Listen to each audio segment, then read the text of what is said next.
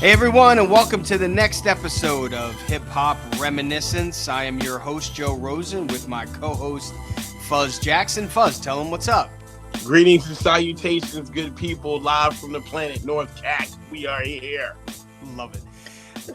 I am planning to talk a little slower this week, Fuzz, because we're talking about Eric B. and Rakim, and Rakim talks slow so that you can understand what he says. And you know, we call it that slow flow, right? And this is the third episode, the third episode of the Rapper Spotlight series. We're going to focus on Eric B. and Rakim, the group, this week, and get into that. We started out with Method Man. We started on the East Coast.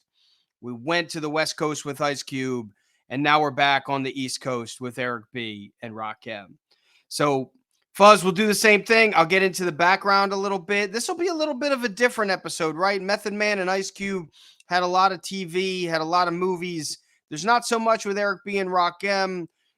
Their tenure wasn't as long, but there's definitely a lot to talk about. I didn't even know, I was looking at the TV stuff, and I didn't even realize Eric B. has had a recurring role on Bad Bloods, which I don't watch, but my father watches. That's like my father's I saw an favorite episode show. of that and saw him on it, and I was bugging. I was like, what? I had no idea. So we'll do the background, and then we'll get into the segments, and we'll finish with 4 words, of course. So Eric B. and Rakim formed on Long Island in 1986. Eric B.'s real name is Eric Barrier. He was born in 1959. I'm sorry. He is 59 years old, not born in 1959. That would be really old. And William Michael Griffin Jr. is Rakim, and he is 55. Eric B. is from Queens. Alvin Toney, a promoter from Queens, was the one who put them together. The name Rakim came when he converted to the Nation of Gods and Earths, also known as the 5% Nation, which was the formation of, like, that's where Wu-Tang came from too, right? That's the Supreme Alphabet and that. So that, and my understanding is that Alvin Toney put another rapper with Eric B. originally, a non-famous rapper who didn't show up. And then he's like, hey, I need somebody. And then Rakim showed up, and obviously history was made. Rolling Stone ranked them number 5 on the 20 greatest duos of all time. Not rap duos, Fuzz. Duos. Right behind, I believe, Simon and Garfunkel. Wow. So it was like Simon and Garfunkel were 3 or 4, and then Eric B. and Rakim were 5. That's really impressive, right? I mean, yeah, that's pretty big. That's really big. So the first album, we'll talk about the studio albums. The first album, Paid in Full, certified platinum in 1995. After that, they signed with MCA. They didn't really team up with any rappers on anything. Rakim did some guest spots later in his career, but like early on, they never really teamed up with rappers. And I read something in doing the research for this episode, Fuzz, that Rakim was pretty upset he wasn't on Self-Destruction. Wow. He wanted to be on Self-Destruction with KRS, and KRS never asked him. And Rakim never really said anything. Like, Rakim was not a controversial character, right? Like, he never said anything, but he was a little upset about that. They broke up after Don't Sweat the Technique. They did reunite years later. I saw their first concert in Boston when they reunited in 2018 or 2017 or something like that. And Rakim was amazing. Eric B. honestly didn't do much for us at that time. Like, just kind of press it. That's what DJs do now, right? They do the work beforehand. It's not really on, on set as much anymore. They had 4 studio albums, Paid in Full in 1987, Follow the Leader in 1988, Let the Rhythm Hit 'Em in 1990, and Don't Sweat the Technique in 1992. And the other one we got to throw in there because it's one of their most famous songs of all time, on the Juice soundtrack in 1991, the song Know the Ledge, which is one of his best songs. I mean, it's a fantastic song. So we're going to talk about Eric B. and Rakim here, Fuzz. Just give me your intro thoughts on Eric B. and Rakim, how they influenced you as a rapper, how they influenced you as a fan, what you think. Well, first time I heard Eric B. and Rakim, I think I was like 11, 12 years old, maybe 10. basketball court in Savannah, Georgia, and one of my homies used to go to New York, and this is back when Kiss FM was popping, right? So he used to go to New York and record all the stuff off of Kiss FM. And he used to bring the tapes back of all the upcoming stuff, coming from New York. And living in Georgia, we were way behind. And I remember playing basketball on the court, and he was like, yo, he's like, there's this group, Eric being Rakim, or he couldn't say the name. That's how new this shit was, right? He was like, Rakim. He was like, yo, listen to this shit. And I think the first song I ever heard from them was Eric B for President. And man. Now at the time, like Rakim was just like, and in my personal opinion, still is like lyrically, he was just so ahead of his time. Like nobody sounded like him. The cadences were on point. Like the bars were just so ahead of his time. It was like, yeah, it was the 80s, but this dude was rapping from like he was from like 2000. Like he was rapping from like he was rapping like he was in the future. You know what I'm saying, Joe? It was so different. We talked last week, right, Fuzz, about complicated raps versus simple raps. And I think we talked about, how Kendrick's a little more complicated, Ice Cube. I'm not taking anything away from Cube, but Cube's raps, at least early on in the first 3 albums, weren't like complex. Rakim's were, though. They were complex. You know what I mean? Like they were complex, and the lines and everything. And can we just we're big on sidebars here. Can we talk about the cassette tape? Like what you just said there about how your buddy used to tape, songs off, what was it? Kiss 100? Yeah, Kiss FM. Yeah, Kiss FM. And so I grew up near Philadelphia, where it was Power 99. And do you remember when you were younger, like trying to time out the taping? Like I remember, right? So one of the first songs I remember trying to record was Paul Revere by Beastie Boys. I remember when it came on and it was, this was 1986 or whatever it was. And you know how at the beginning it goes now, but the DJ would always talk right until the now. And so you're like trying to time it where you don't get the DJ. Right. I remember those days. And you get the now, right? And then like you go back and you're like, you'll get half the now or whatever. So I don't know. That made me think of that right then. But I'm with like he was ahead of his time. Definitely one of the best MCs of all time. We had him we had him both very, very high on our list. And he's a guy that if he came out today, I think would have the same effect. Oh yeah, for sure. You know what I mean? For sure. So let's get into the segments here, Fuzz, and we'll talk about them at length. Let's talk about the MURC, right? The most unique rap characteristic for, and we could do it for Eric B and Rakim. Rakim's the rapper, obviously. We're going to talk about him a little bit more here. But what's the most unique rap characteristic of Rakim or Eric B and Rakim? His wordplay. The wordplay. I have never heard so much spot on wordplay in my life. It's intense. It's very intense, man. It's crazy. It's crazy. And to be up in age and still doing it and still sounding like you're 20 is utterly amazing. Like it's crazy. Yeah, the wordplay, and we'll talk about, some of the songs, but like, how when you watch a movie, you ever seen the movie Wedding Crashers? Yeah. Okay. Right. So when everyone ever sees Wedding Crashers, they always quote, they'll quote Wedding Crashers and just, say crab cakes in football. That's how Maryland does it. Right. Like, it's like a quotable thing. Rakim has quotables in his songs. Right. I mean, he has things that you quote that, like that you hear and you can just like pull it out and quote. And I mean, I think there's other groups that have that, right? Public Enemy has that. I think, Wu-Tang has that, right? I mean, there's groups that have that, but man, there are a lot of Rakim, and we'll get into some of that a little bit later. But I agree with you on the wordplay. I think it's his flow.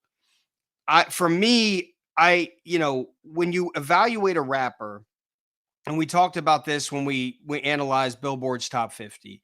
When you evaluate a rapper, there's a number of things you look at, right? Lyrics, cadence, flow. I think cadence and flow are a little, are different a little bit, right? But Kool Moe Dee said that no one even really talked about flow. Like that wasn't even a word until Rakim came around. Like Rakim, they had to invent a word because of what, because of how much better he was at this than everything. And we've talked about like rap concerts before, and some rap concerts are tough, right? Because you're up there on stage, like you go to a country show or a rock show, everybody's singing along, everybody knows the words, like you can take breaks, there's guitar riffs and everything like that. With a hip hop show, like a concert, they're a lot harder because guys are just on stage, just rapping, and you have to figure out how to breathe, when to breathe, doing all those things. I saw Rakim in concert, recently 5 years ago. And then also, in the early 90s, I think, or late 80s, you can understand every single word that's coming out of his mouth. And I think that's very, very different than most rap concerts. Oh yeah, for sure. You know what I mean? For sure. Like I saw him back in November this past year. Same effect. Like every line was clear. He was going a cappella. He was going with the beat. It was crazy, man. Very, very, very unique, like type of flow. Yeah, it really is. And it's a slow flow. I mean, that's really what it is. It's a slow flow. I mean, look, Eminem has one of the best flows of all time. I would not characterize his as a slow flow, right? Like he is spitting and spitting and spitting. And Rakim is rapping, but it's slower, but words flow into each other. And you're right, the wordplay for him is intense. And I also looked at, and we're going to talk about the best albums here and best songs and everything like that. Best album paid in full, Fuzz, or you got something else? Best album paid in full. Yeah, it's the best album. It's kind of the best album by far, I think, right? Yeah. So, I mean, you look at it, Fuzz, right? And it's like I want to pull these up because it's just the number of songs and what's on there. I mean, Paid in Full is only 46 minutes. It's like 46 minutes long. You have I Ain't No Joke. I'm not going to pull them all out, but I Ain't No Joke, My Melody, I Know You Got Soul, Move the Crowd, Paid in Full, Eric B is President. I mean, that's intense, right? Like that's intense right there. So, I mean, you have all those songs, and I think like Follow the Leader was very good. I don't want to say they got worse as they went on, but I think you started out with the best, and then you probably ended with Don't Sweat the Technique, which is probably 4 of 4. And I think like Don't Sweat the Technique, at the big, like if Don't Sweat the Technique was the first album that came out, I think people would have been okay with Don't Sweat the Technique. But because Paid in Full was so good, everybody expected albums like Paid in Full the whole time, right? Yeah, I mean, that's a hard album to follow. And even though Follow the Leader was great, it was still wasn't paid in full. Right. And Follow the Leader is a very solid album. It definitely is. Yeah, it's a great album. Is. But it's just Paid in Full has, I mean, number one, it's the first time you heard them. And number two, for a debut album, is pretty impressive. Fuzz, let me get back to the first thing about the flow. How hard, like when you're on stage, right? How hard is it? Because I've seen a lot of rap concerts over the years. Some have been very good, some have not been good. To be being honest, I saw Nas; he was very good, as you would expect, right? Like Nas is Nas. I saw Big Daddy Kane. I'm trying to think of the ones that like stand out as being good, and he was very good. But some I've seen where I know the words, I know the music, I know what's going on, but if I came in there and hadn't heard any of it, I would have no idea what I'm listening to because you don't understand what they're saying. And one of my biggest issues with hip hop concerts sometimes, and this is with rappers who don't have good breathing technique, I think, is that they get their buddies on stage to finish the lines for them so that they can take a breath and get into the next line. How hard is it when you're on stage, not putting out an album, not, freestyling on 4 words, but like you're doing a concert, you're doing a show. How hard is it to make sure that everybody understands what you're saying? I mean, it's hard. I mean, it's hard, but at the same time, it's easy because if you know your song, you know what the setups are and the punches are, it's it's manageable. But then like you have some people, man, who just aren't clear live. Like they just don't carry that vocal prowess live, and you can't hear what they're saying. They don't finish words. Sometimes people forget, because they have a monitor, they think that people can hear exactly what they hear, and it's totally not. You got to be able to project your voice. I mean, there's a lot of variables going on with that.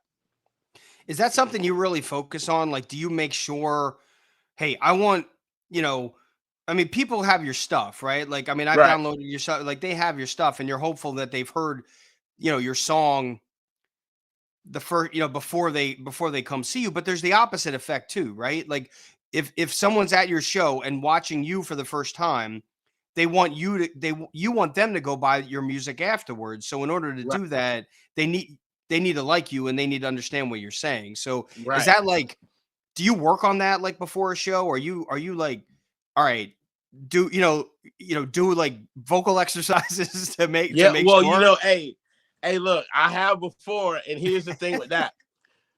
That's why sound checks are your friend. Got it. Like a lot, and like sidebar right quick, Joe. For We're all you sidebar to rappers out there sidebar, listening, baby. man, What's that? go to your sound check. Yeah. No one you're not ever bigger than a sound check. I've seen guys, I'm not gonna say names, but I've opened up for guys who didn't get off the bus and got their DJ or their hype man to check their mic, and then the show starts, and then they complain about their mic not sounding good. Yeah. And I'm like, bruh, that voice is gonna be different from your voice when it's live. So you need to check your own mic and make sure everything's good before the show. That's why I always say, like, if I can't sound check, I don't want no parts of it. That makes sense. That makes sense completely. And I Real shit. I, I know we're sidebarring to sidebarring here. So we'll get back to the original topic, but best song. That's a great question though, Joe. I appreciate that. I'd like to say that I thought of it, but JR is behind the scenes. He's the one who thought of it. He texted me. It told me to ask you that. That's why he's the best, man. That's why he's the best. Best song. Best song by Eric B. and Rakim. Ooh, man. I'm gonna have to say, I know you got soul. Definitely. Yeah. Yeah. I know Paid in Full's up there, but so I'm gonna throw.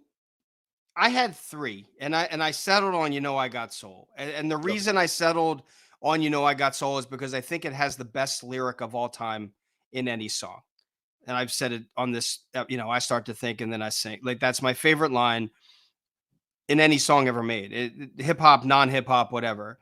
But I'll tell you what. Let the Rhythm Hit 'Em, the title track, and Follow the Leader, the title track, are sensational. yeah, that let the rhythm hit him beat it so hard. Pause. Right? And that album isn't, I wouldn't characterize that album as great. I would characterize Paid in Full as 5 stars. We don't usually star people out, but that's a 5-star. I would say Follow the Leader is a 4-star. I would say Let the Rhythm Hit 'Em is probably a 3.5, and Don't Sweat the Technique is maybe a 2 to a 3. But like Let the Rhythm Hit 'Em, that song is so hot, like so hot. And there's a couple good songs on. Like I like No Omega a lot because I like scratching a lot. Yeah, that song's really good. Yeah, I'm a big scratching guy, but I start to think and then I sink into the paper like I was ink. When I'm writing, I'm trapped in between my lines. I escape when I finish my rhymes. Like that line to me in I Got Soul just kills everything. Yeah. And it goes back again too. Think about what year that was. I know. When he right, wrote 1987. 1980 was probably before 1987. Do you know that Paid in Full is only 46 minutes? And also that Paid in Full, I don't think Eric B. and Rakim, from what I read, were like super happy with Paid in Full because they just wrote it in the studio. They like did it in 1 day or 2 days or something like that. They only had the studio for a short period of time and they didn't sign with MCA until after that record, I believe. So like they just kind of like Rakim just went in and wrote stuff. Um, That's crazy. and that's what they, that's what they came up with. I mean, that's pretty impressive. All Yeah. right, give me your underrated song. That maybe Um. didn't get a lot of, again, didn't get. Yeah. It's hard in hip hop, right? Like underrated for like, top 40 or whatever is a little different because there just wasn't a ton of radio play back then or airplay back then. But like, what's your underrated song? What's a song that doesn't get props or enough props? It's got to be off the Follow the Leader album. I'm gonna say Lyrics of Fury. Dude, we are one of the same people. Like, we're the same mind right now. He Yo, goes off. I think he raps for like 5 minutes straight almost or something like that. I think he does too. Yeah, Yeah, he it's does crazy. too. That was the song. Crazy. I can't remember where he did it, but do you remember when Chris Rock? This was years ago. He like did a thing about hip hop, and he talked about Lyrics of Fury. I have to go back. I saw it years ago, and I can't remember exactly what it was. I should go back and look again. But he talked about Lyrics of Fury and how that was, not how Rakim came into his own, because he was in his own way before that, right? But Lyrics of Fury is a different level. It's a different level song. Like, there's not a lot of those songs. There's not a lot of, all right, what's the separator for a rapper? Sometimes you can look at freestyle, sometimes you can look at a song, whatever. But man, Lyrics of Fury is a whole different level, Fuzz. Yeah, that's a whole other animal. Right? I mean, it goes back to simplicity. Like, that beat is so simple.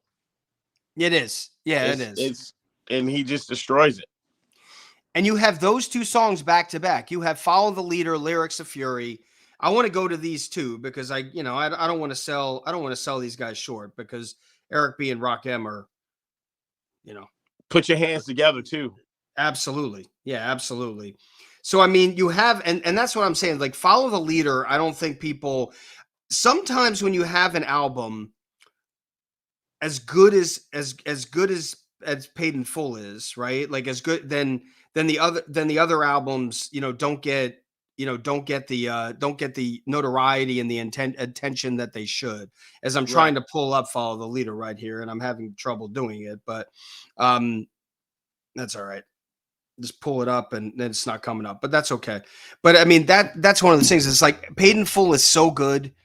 And, and I mean, everybody talks about Paid in Full as one of the best hip hop albums of all time. And I'm not sure Follow the Leader.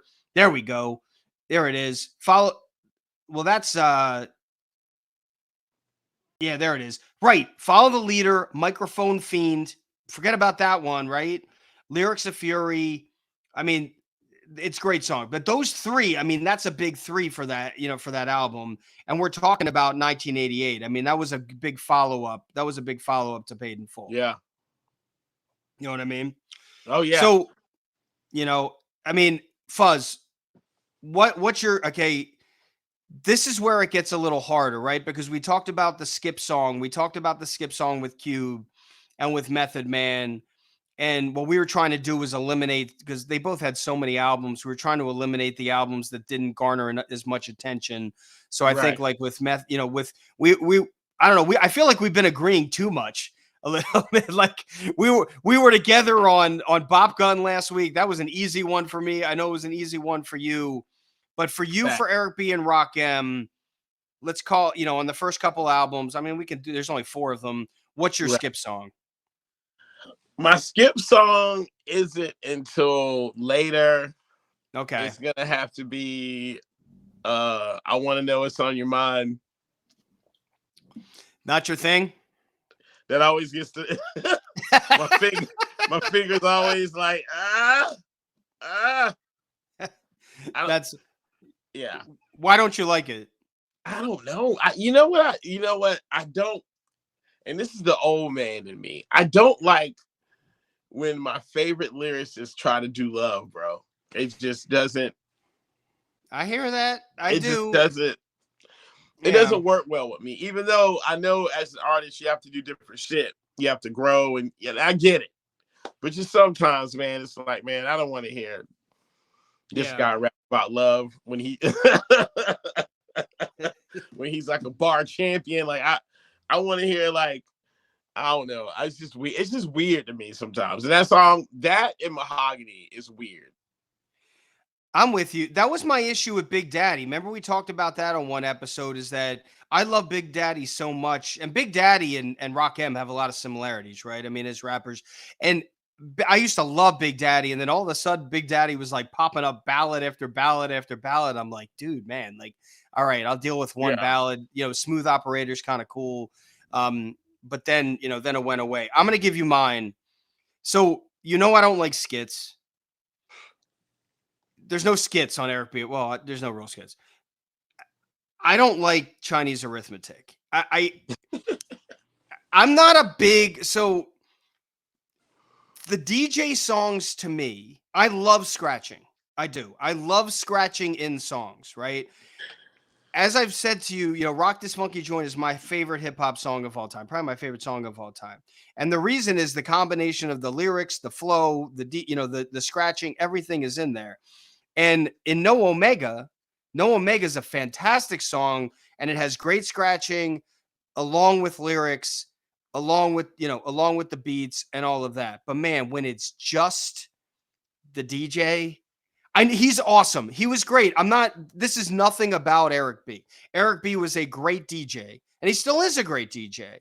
But just DJing for like 2.5 minutes, it's like, you listen to it when there's a bunch of them. It's not just one, right? Like there's a number of just Eric B's solo songs on these albums. And I think some of them are fine, but it's almost the reason I mentioned the skit is like, it's kind of like a skit to me. It's like you listen to it once and you're like, all right, that was cool, but like, I'm not going to listen to it again. Right. Do you like the DJ stuff? I do. But you know, there's always been like, I don't know if this is true, but the rumor has it is that Rakim did all the scratching on that record. Did he really? I did not know that. That's the rumor. Like, that's the rumor that Rakim did like pretty much all the scratching on that first album. Really? Okay. Well, if that's the case, but I don't think I'm trying to think of Chinese arithmetic, whether it had any scratching in it, and it was just like the Chinese, you know, like the, you know, it did have a little bit of scratching in it. I think it did. Yeah, I think it did too. But like I said, it's kind of like a skit to me. Like this is not like Bop Gun. Bop Gun is a automatic, like, you know, it's too long. It's not Cube. It's not what we like, right? JR has another question for you, and this is a good question. I Ain't No Joke. Is that the best lead-off song of all time? Ooh. I'm trying to think. Like, he's putting us on the spot here. I would say so. I mean, you said America's Most Wanted was your favorite Cube song last week, and that was a lead-off song, I think, right? Yeah. I think, yeah. You know why? You remember how that beat comes in? Boom.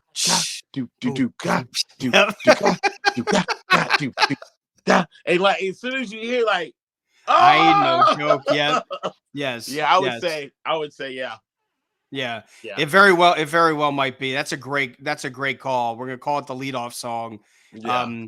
I'm trying to think of others. You know what's a really good? I don't even know if it's a leadoff song. I have to go back and look. I think Excursions is a leadoff song off of Low End Theory, if I'm not mistaken. You're right. It is. That's a really good one. That's a really good one. Yeah. Yeah, but here's the sidebar with Tribe. Here's the sidebar with Tribe. Every Tribe album, track 1 and track 5, for some reason, are always dope. Is that right? Go back and listen to any Tribe record.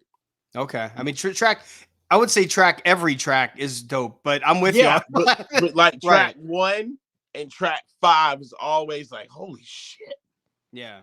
That's true. I mean, I think Excursions was the leadoff song on that. I'm trying to think of like other ones over the years, but Ain't No Joke. That's a good call, JR. I think like it may be the best leadoff song of all time.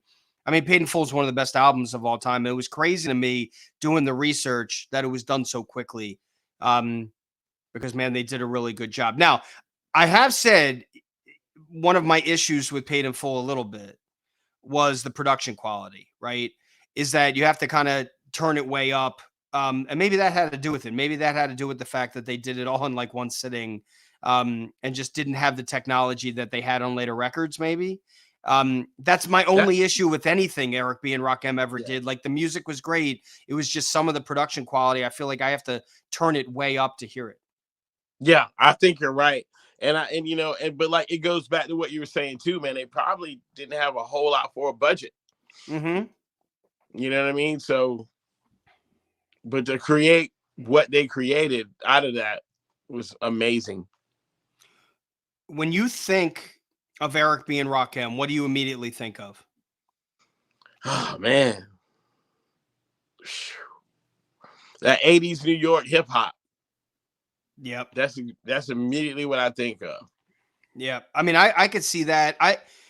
I think of specific lines, like the lines that stand out are, the one I said from, I Got Soul, but also the 7 MCs line in My Melody. You take 7 MCs, you know what I mean? Like, that line, I remember hearing that for the first time. And like, you're talking about wordplay. I mean, that was fantastic. But I remember listening to Eric B. and Rakim during high school football practice. Like, we had it on. Like, I remember that coming on. But those are the things I remember. Like, when people say Eric B. and Rakim, you automatically think of Rakim as, one of the best MCs of all time. Obviously, Paid in Full is one of the best albums of all time. They really weren't around that long. It's crazy to me. I thought that most hip hop groups kind of like stick around a little too long sometimes. And I thought they were around longer, not like a lot longer, but I thought they were at least, I mean, Don't Sweat the Technique came out in 1992. That's my freshman year in college. They put no music out when I was in college or law school or anything like that, which is a little crazy to me because I thought that they did, but they only, look, kudos to them for only having four good albums. Yeah, and anything else that came out, Rakim, it was solo.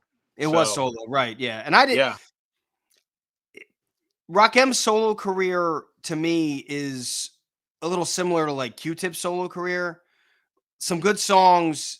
The consistency wasn't there. Like, the consistency was there with Eric B. and Rakim.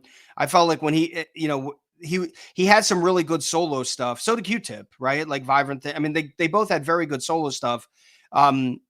But I don't think it was as consistent. And maybe I'm nitpicking a little bit, Fuzz, because, the 4 albums we're talking about with Eric B. and Rakim, especially the first 2, were so good that maybe I'm nitpicking a little bit. And maybe if Rakim came out with a solo career first or later, then I wouldn't feel that way. But, he's definitely one of the, top 5 MCs of all time. Oh, for sure. What group are you putting him in? Who you teaming him up with? Ooh, Rakim. Wow. Man, that's a good one, bro. You're gonna love. I'm gonna give you this. I thought about this a lot.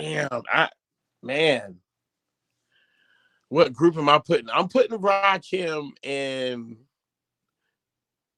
Ooh, let's put Rakim in Boot Camp Clique. I don't even know who that is. That's Boot Camp Clique is the whole crew with like Black Moon, Smith and Wesson. Oh, that's right. Yeah. Okay. All right. Okay. Got it. All right. Yeah. I got it. All right. I want a 3-man group. Here's what I want. I don't even know what we're gonna call them. All right. I want a 3-man group of Chuck D, Rakim, and Big Daddy Kane. Oh.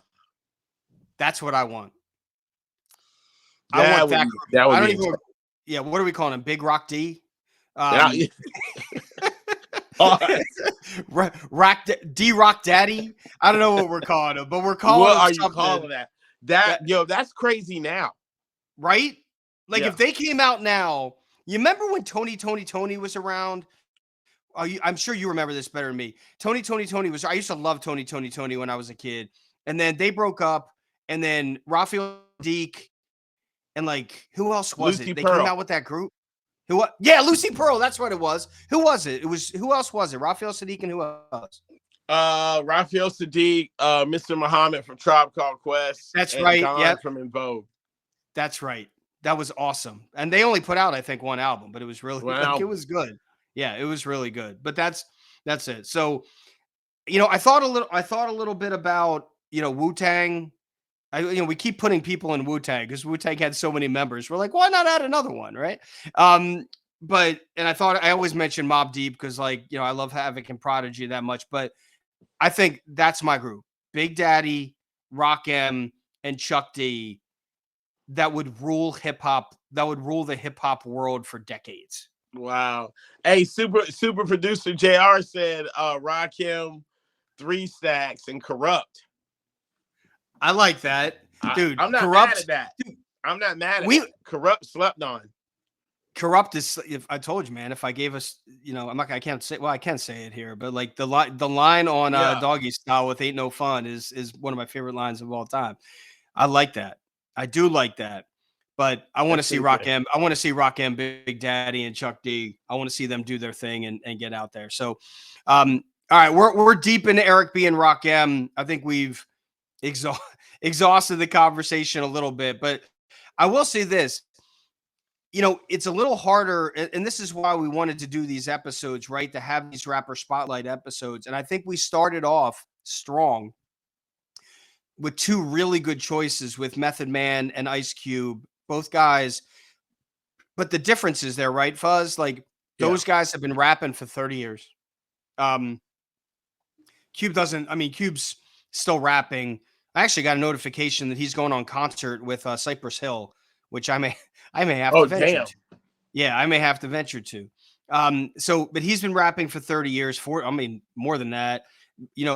Method Man's been rapping for 30, 35 years. But Eric B and Rakim, Rakim's been solo and has had his solo career and stuff like that. But the Eric B and Rakim era was really only 5-6 years. Yeah, it was a short run. It was like it was a short run. Very short. It was a short run, but it's amazing to me that if we think, right, like they were around for 5 years. I mean, they've been around longer. Obviously, Rakim's had solo stuff, but they were around for 5 years, and Rolling Stone put them as a top 5 duo of all time, and we talk about Rakim as being a top 5 MC of all time. And what we're talking about is the Eric B and Rakim era, and that was only 5 years.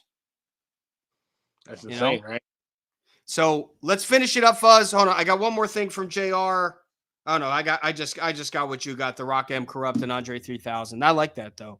That's like we're going East Coast, West Coast, South, different styles. I like that, JR. I like that. Yeah, that's definitely switching it up. We're switching it up.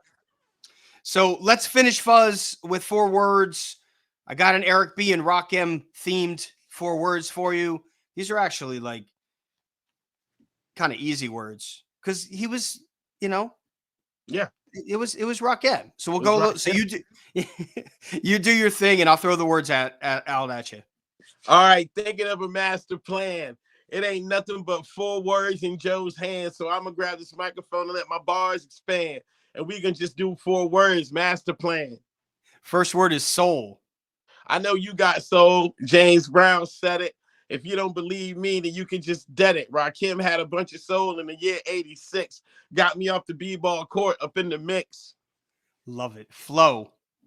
I got flow that comes out of my mouth from NC all the way to down south. I like to acknowledge Rakim for setting me with the flow. It's hot like Tabasco. I'm like Broadway Joe.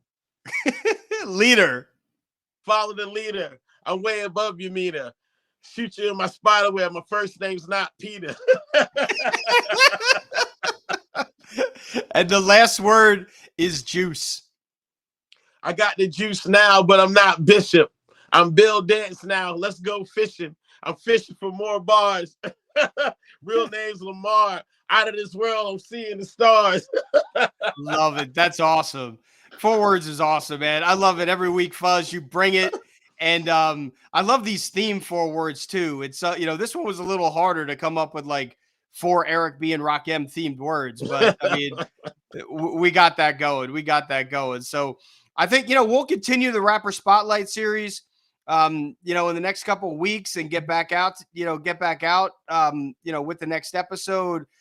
We'd like to thank you all for tuning in again on our YouTube channel, on Spotify. Our website is hiphoprem.com, hiphoprem.com, and our Twitter handle is hiphopremin.